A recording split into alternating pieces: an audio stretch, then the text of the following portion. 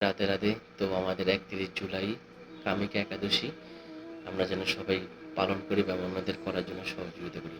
যদি আমাদের কলিযুগে কোনো ব্রত থাকে তাহলে আমাদের একাদশী ব্রত হইল সবচেয়ে বড়। এত ভগবান সুন্দর একটা অফার দিচ্ছে, যদি অফারটা মিস করি তাহলে আমাদের মানব জন্মটাই বৃথা গেল।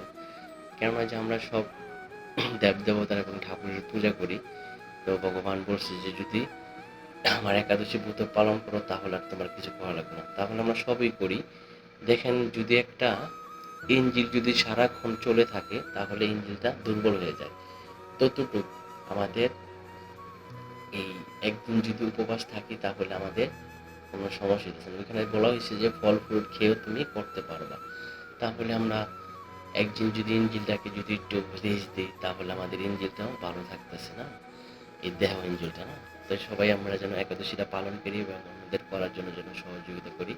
এবং উপবাস থাকলাম যে হয়ে গেল না, বেশি বেশি করে হরির নাম জপ করতে হবে।